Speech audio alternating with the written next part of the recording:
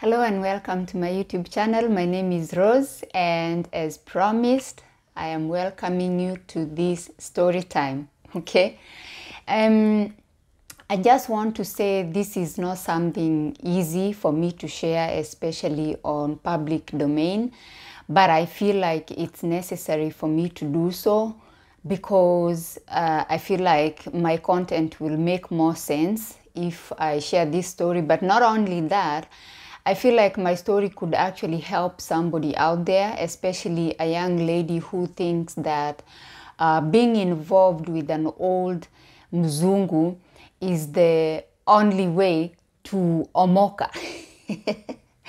Okay?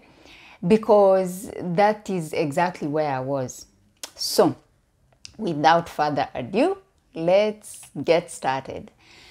Let me just start from the beginning. I think it's gonna make more sense if I talk about maybe my childhood a little bit. My childhood was very challenging, to say the least. It was just challenging. And now this story starts from when I'm getting to my 20s, okay? So, you know, you get to that age and you're hustling and you're trying to survive, okay? And I must say that I've always been the kind of person who likes to be independent and to have their own money. And I really don't know what happened as we move along into the story. Like, I don't know what happened and how I found myself in that situation, because I have always been somebody who just wanna work and just make my own money and be independent, okay? So,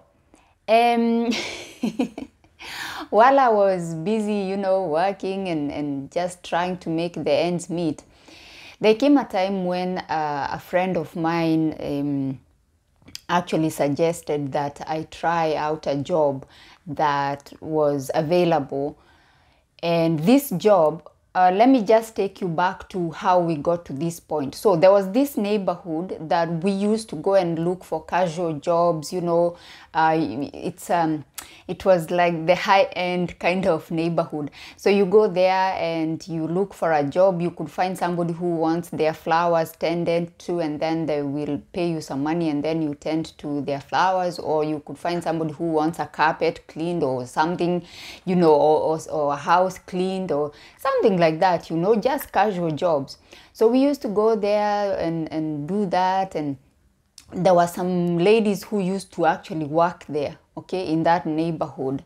And unfortunately, if an opportunity arises, it was very difficult to get a job there, because what would happen is the people who work there, they would rather send a message to somebody to get somebody from up country, you know, one of their relatives or their, I don't know, neighbors from up country.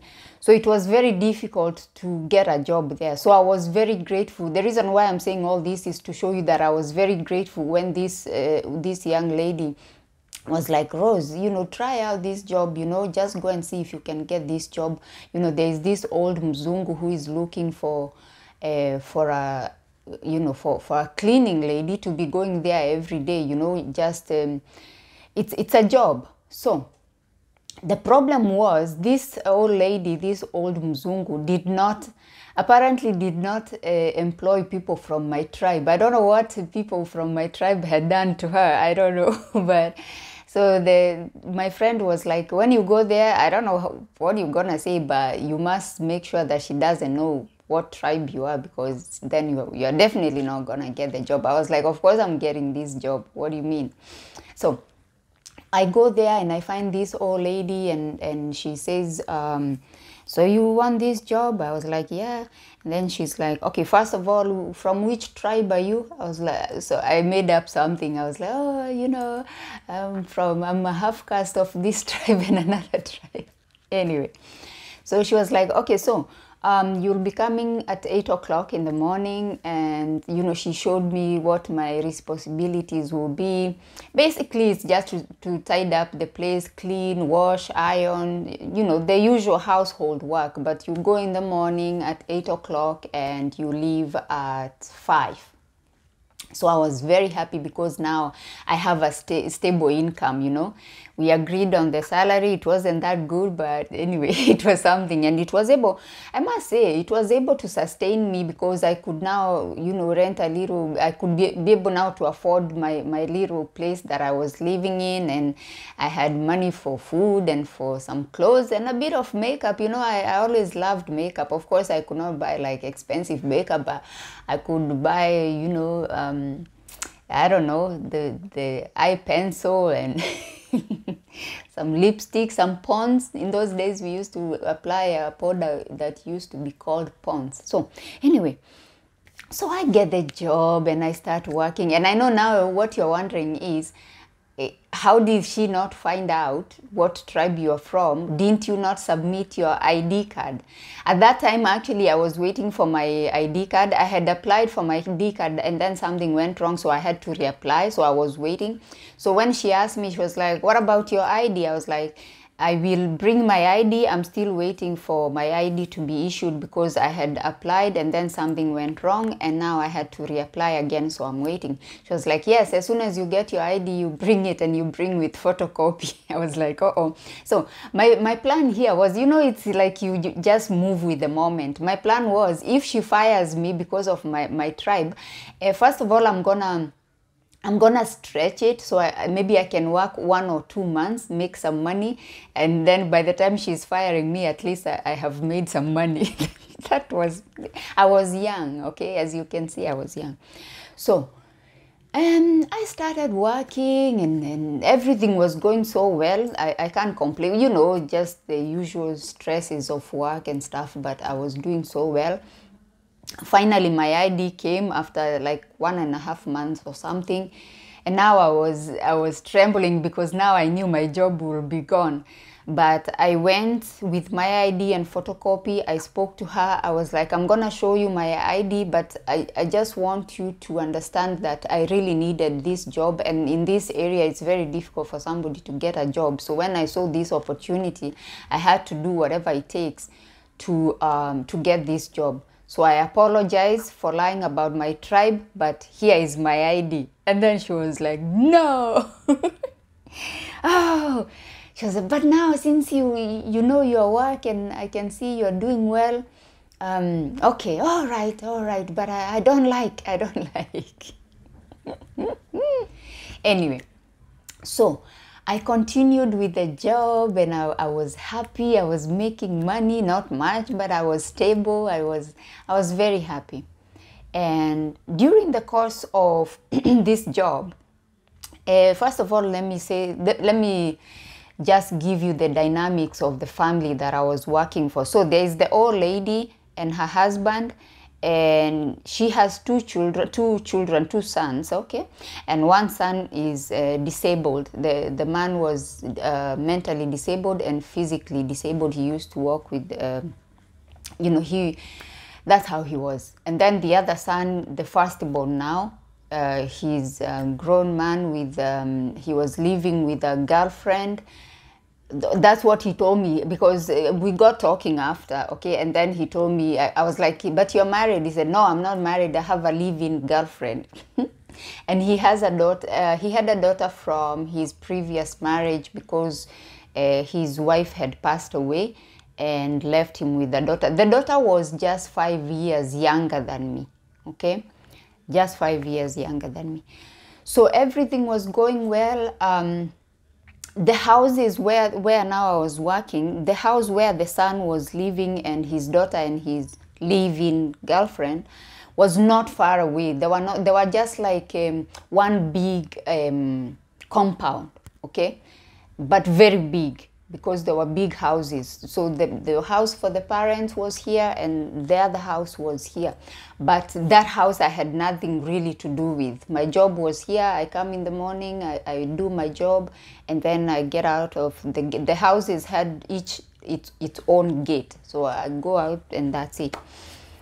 So now one day it happened that because before I left work, I used to set the table for dinner. As I said, I used to leave at 5 o'clock.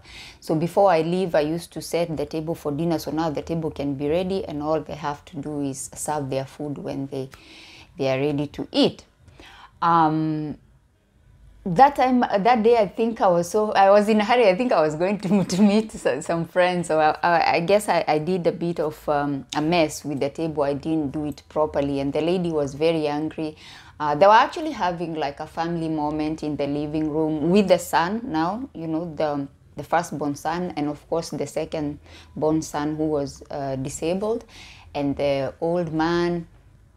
And they were all just having a moment, a family moment in the living room. So the lady just happened to pass by, and I was just about to leave, and then she saw the table and she was not happy with the table. She was not happy with the flowers and stuff, and she started complaining.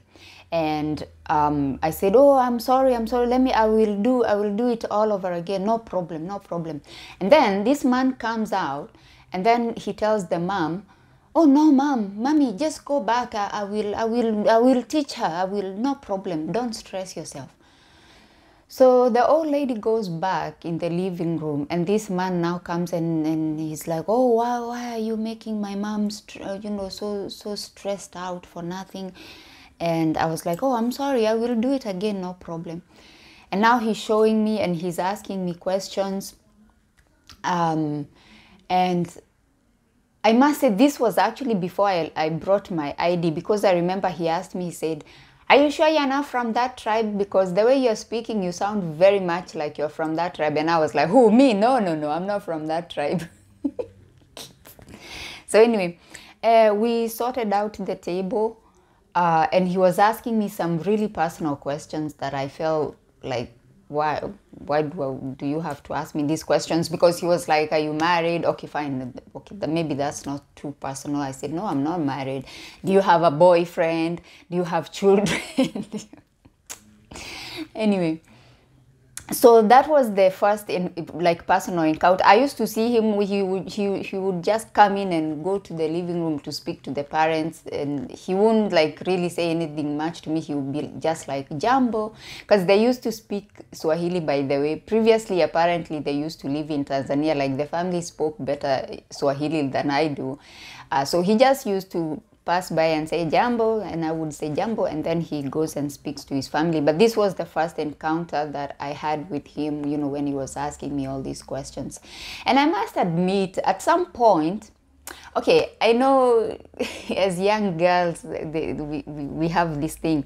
At some point when we were setting the table, there is a way I caught him sort of like staring at me, but I thought I imagined that moment because I used to watch a lot of movies, especially Indian movies. Like I used to love Bollywood. So I think I was having that moment, in Bollywood movies when they stop and they stare at each other or something. It was ridiculous, I know. Anywho, then we continued. I didn't see him like that close again for a long time, and but of course the old lady would tell me what is going on in her son's house. He'd be like, oh, with the girlfriend, they're having problems. They're always coming here and we're having to discuss issues and try to sort things out. But that had nothing to do with me.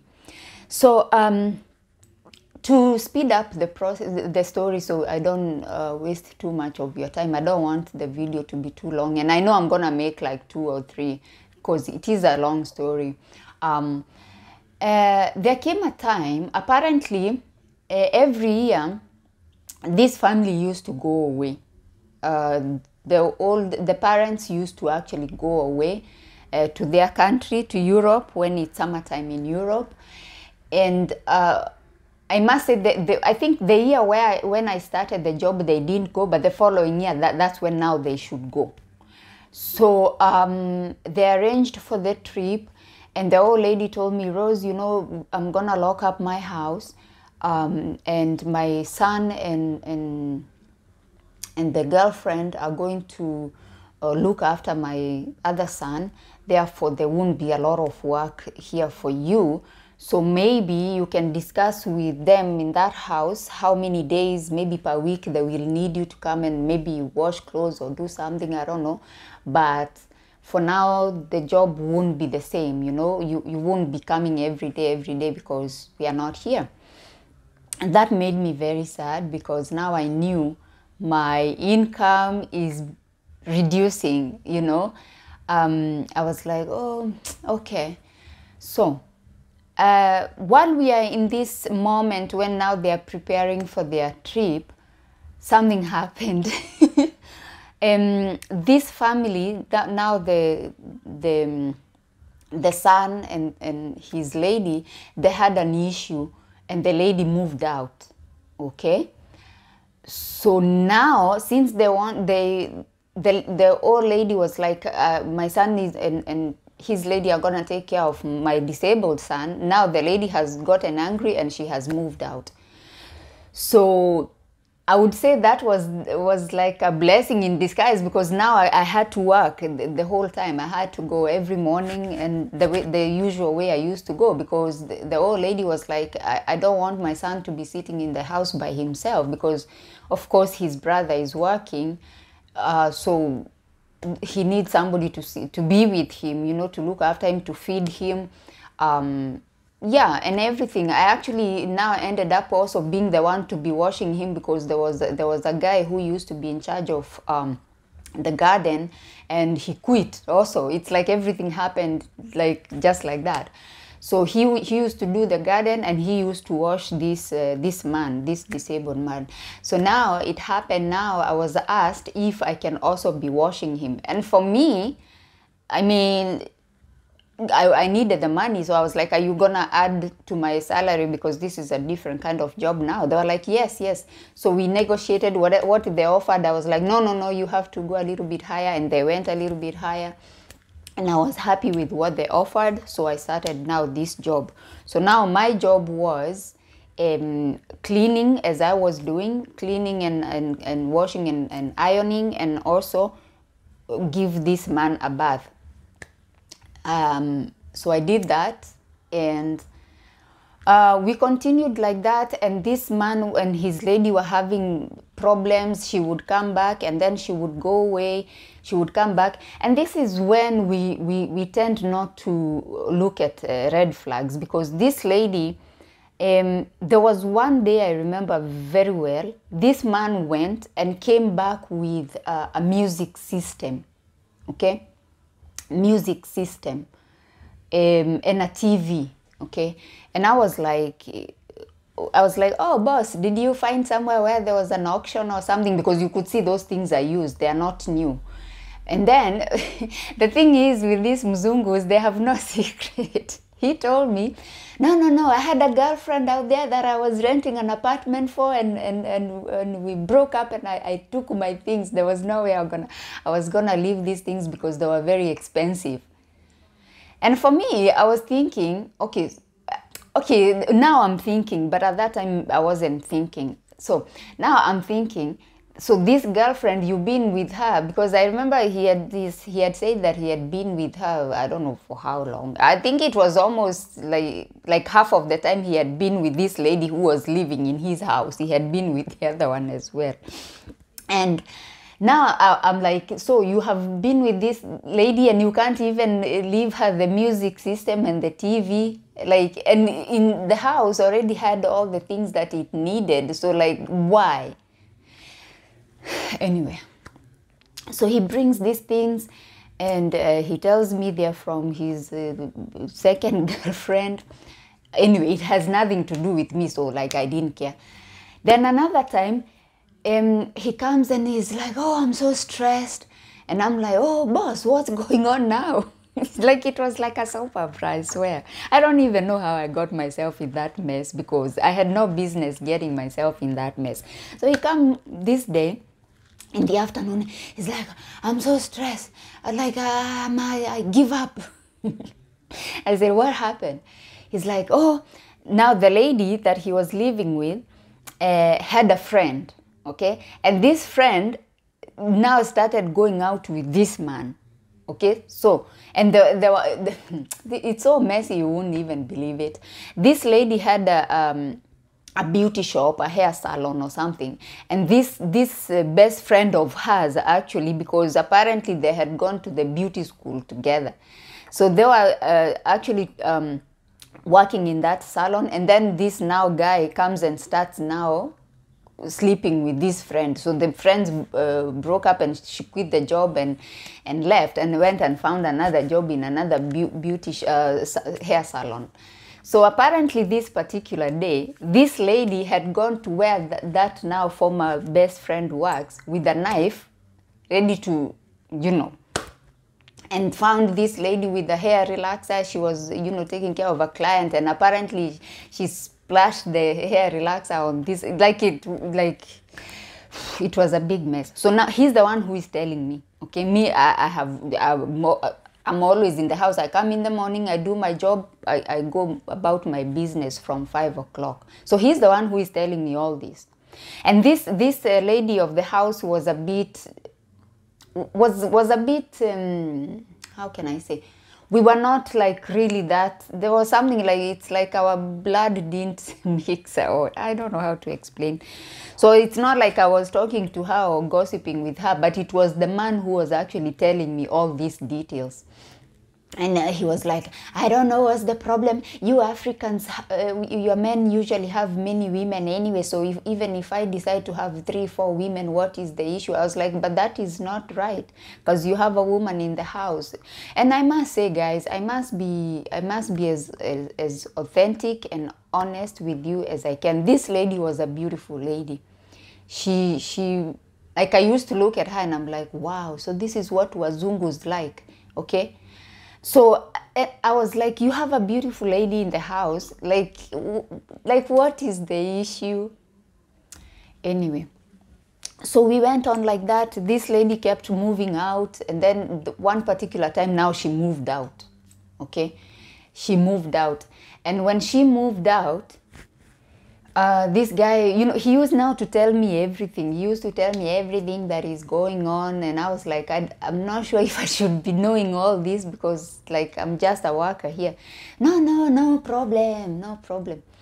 So one time, I bring tea, because I used to make afternoon tea for the brother, and prepare if he's gonna have some cookies or have like a piece of toast or something for the afternoon tea. So this particular day I had prepared afternoon tea, and I brought tea to the boss. The boss was there, he was watching TV. So he tells me, sit down. I'm like, what did I do? Keep in mind, I want to give you the dynamics of this place. These are people who are from the parents are from the colonial time. Okay, so there is this division between class, okay, if you get my drift. So for him to tell me to sit down in the living room, I never used to sit down in the living room. I used to either be in the kitchen or in the dining room when I'm helping the brother to eat, because sometimes we had to cut, if we are having meat, we had to cut his meat into small pieces so he doesn't choke. And then I had to sit there and help him, like watch him eat so he doesn't choke, okay? Like supervise. So this particular day, he's like, sit down. I was like, So I sit down in the living room. So he tells me, and I also want to take you back a little bit, because there was this afternoon. There were times in the afternoons that he used to tell me to massage his back. Okay, I know this sounds weird, but he used to be like, I'm gonna pay you some amount extra when you finish your job in the afternoon. I need you to massage my back in the living room. He just used to put like the cushions on the carpet, and then he used to lay down, and then I used to massage his back. And that's the time actually he used to give me all this gossip about his love life and his girlfriends and all that mess. So I sit down And then he's like, okay, so Rose, so far, you know everything about me. I've been telling you everything. And I was like, yeah, that's true. He's like, I have decided, because my lady has left and I don't want her to come back, I have decided now, if you will accept me, you are the one. Because he kept, during this time when we are doing the massage thing, he keeps asking me, do you have a boyfriend? Do you have a boyfriend? Like, my life was a mess. I didn't even like have like anything to talk about in terms of relationships. So he tells me, if you'll accept me, you're the one. I said, like, everything I know about you, how do I know you're not gonna do the same thing you've been doing to this lady? No, I have decided now. This is it. If you will accept me, this is it. So he said, you know what? I want to take you for dinner. We can discuss it over dinner. I was like, okay, I'm not sure what's going on here, but there's no way I'm turning down a nice dinner, because the restaurant he mentioned was a really nice restaurant. So I was like, oh, okay. So keep in mind, he also said, even if you don't agree with what I'm saying, I can take you for dinner, because he knew the following day was my birthday. This is when I was going to turn 20 now. Okay, the following day was my 20th birthday. So he was like, I'm going to take you for dinner anyway, for your birthday. So you can just take it as a gift that I've taken you for dinner for your birthday. I was like, yeah, that's nice. So we arranged, I go to my place and get ready, and we arranged where he was going to pick me up, and then we go to the restaurant. So we went and we had a nice meal. I remember it was chicken and roast potatoes and spinach. That time I had ordered chicken and chips, because that time, like, the most amazing thing you could order was chicken and chips. So he was like, no, let's have chicken and roast potatoes and a bed of spinach. We had a nice meal. We had a nice discussion. And then he was like, I'm not going to push you. I'm just going to let you think about it, and then you can give me the answer, but don't take too long. Okay? I was like, okay. So I took the time to sort of like seek counsel from somebody who I thought could advise me, because I was still feeling like I knew everything, all the things that this man was putting this lady that he was living with through. Okay? And I was like, I don't know if I should, but then again, I'm seeing the opportunity, like our young ladies, she see opportunities. I was like, look at this big house, look at all these cars, all this could be mine. Because, and this is the issue, we think in our culture, because now I was thinking that could be mine, but the truth of the matter is, it can never be mine, because that's a Muzungu and that's his property, and everything is in his name. And okay, so and another thing I want to mention, this lady, when she moved out, he had bought her a car, and he forced her to sign over the car. Like, he wouldn't want those ladies to get out of his life with anything, and I should have seen that. But anyway, so I speak to this person that I thought could advise me. I'm like, oh, my boss, and he says that I could be the lady of the house if I want to, and then the person is like, so what did you tell him? I'm like, no, I told him I'll think about it, and I'm not sure, because the man is, a bit, crazy with the women and everything. And then the person was like, you're crazy. Why are you being so childish? Go and tell him yes. How can you, like, why are you even here discussing? This is, do you know how many women would want a man like that to say that he wants them? I was like, so I should go and say yes? Yes, go and say yes, and don't be so childish. Why are you being so foolish? So I went, to cut the story short, I told him, yes, I agree with what you said, and I think it's a good idea. So anyway, we started off from there. Then he was like, after a while, he told me now I should go and move my things from my place and move in, because he said he doesn't want the parents to come back and find. Okay, what he said was this: the transition will be so difficult if the parents are here. You know, the transition of me now transitioning from the cleaning lady stroke the anyway to now the lady of the house. So I should move in now before the parents come. And also the other lady might decide to come back, so it's better I move in and then now it's done. So I went and I sold some of my things. I moved some of my things to my grandmother's place, and I moved in with my clothes. And life started from there. And the parents came back, and it was a very difficult time, because now I had to when they arrived from the airport, they came in the evening and we had prepared everything for their arrival. I must mention that they had gone with the daughter as well, with their grandchild. They came back, and now I was having a very hard time because I didn't know how they were gonna take it. That now I have suddenly become the lady of the house. So let me come with part 2 now, because this is getting too long.